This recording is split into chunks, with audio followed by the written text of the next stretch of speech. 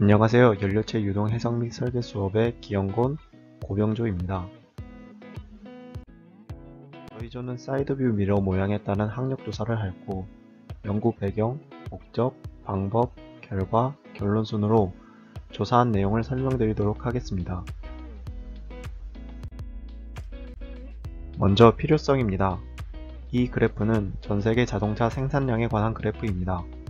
자동차 생산량이 계속 증가하다가 2016년에는 7천만 대에 가까운 자동차가 생산되는 것을 알 수 있습니다. 자동차 수가 늘어가면서 연료 사용이 많아지고 또 그만큼 환경 악화가 되고 있습니다. 평균적으로 자가용 한 대가 연간 3.48톤의 온실가스를 배출한다고 하는데, 연료를 1%만 줄여도 34.8kg의 온실가스를 줄일 수 있다는 계산이 나옵니다. 그래서 저희 조는 자가용 연비를 향상시키는 것에 관심을 갖기 시작했습니다. 연비 향상을 위한 방법 중 하나로 사이드 미러 대신 카메라를 이용하는 방법이 연구되고 있습니다. 기존 사이드 미러보다 시야가 넓어 사각지대도 없고 크기도 작아 학력 감소에 효과적입니다. 연구 중인 기술이라 디자인이 많이 없는데 저희 조에서 학력을 줄일 수 있는 카메라 디자인을 CFD 분석으로 연구해 보려고 합니다. 먼저 기존 사이드 미러의 학력이 얼마나 되는지 조사할 것이고, 연구 중인 카메라 디자인 중 하나와 저희 조가 고안한 카메라 디자인을 비교하여 어떤 디자인이 더 나은지, 또 기존 사이드 뷰 미러와 비교하여 학력이 얼마나 감소되었는지를 알아볼 것입니다. 저희 조에서 카메라 디자인을 고안할 때 고려한 사항은 카메라 위치와 크기는 그대로 두어야 한다는 점이었습니다. 그래서 카메라의 기둥 부분을 바꿔야겠다고 생각했고, 고층 건물에서 바람에 의한 학력 감소를 시키기 위해 구멍을 뚫는 점에 착안하여 카메라 기둥 부분에 구멍을 뚫는 디자인을 생각하게 되었습니다. 다음은 연구 방법으로 카티아 프로그램을 통해 기존의 사이드 미러와 카메라 디자인 중 하나, 그리고 저희 조에서 고안한 카메라 디자인을 미러, 캠홀이라는 이름으로 모델링을 하였습니다. 그리고 블록 메쉬와 스누피 핵시 메쉬를 이용하여 격자 생성을 하였습니다.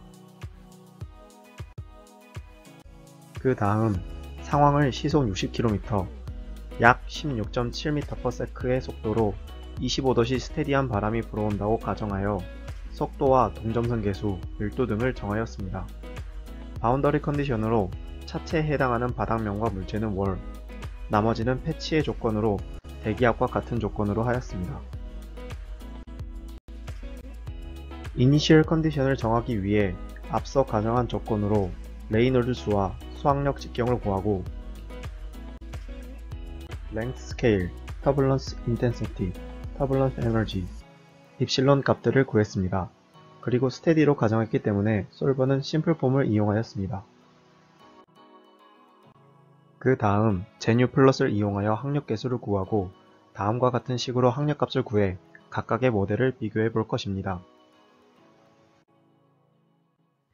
앞서 말씀드린 것처럼 바운더리 컨디션은 이렇게 사이드 미러와 차체 부분만 월로 설정하고 나머지는 대기압과 같은 패치로 설정하였습니다. 이니셜 컨디션에서 속도는 16.7m/s에 압력은 대기압으로 설정하였습니다. K, 입실론 파일엔 앞서 구한 난류 점선 계수, 터블런트 에너지, 입실론 값을 대입하여 설정하였습니다. 컨트롤 딕트 부분은 0초부터 60초까지 0.05초 간격으로 설정했고, 드래그 딕은 인렛의 법선 벡터와 같은 X축 방향으로 설정하였습니다. 풀폼 실행 후 결과값을 엑셀 파일로 가져와 학력 계수가 수렴하는 값을 측정하였습니다. 미러 같은 경우는 약 0.45였고, 캠의 경우 약 1.02, 캠홀의 경우 약 9.87임을 알 수 있었습니다.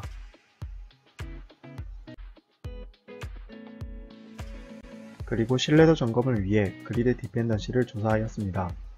그리드 사이즈를 0.5로 계산했을 땐 미러와 캠홀에서 발산하는 경우가 생겼습니다. 격자 크기를 0.1 이하로 했을 때 학력 계수가 0.1과 큰 변동이 없었음을 알았고, 그래서 저희 조는 그리드 사이즈가 0.1일 때 값을 사용하였습니다. 그렇게 구한 학력 계수값을 학력식에 대입을 해보았고, 다음과 같은 항력값을 얻게 되었습니다. 항력계수는 예상과 다르게 기존 사이드 미러에서 가장 작게 나왔습니다. 하지만 항력 계산을 할 때 면적을 곱하는 부분에서 비교적 면적이 큰 미러의 항력값이 다른 두 모델에 비해 크게 나왔습니다.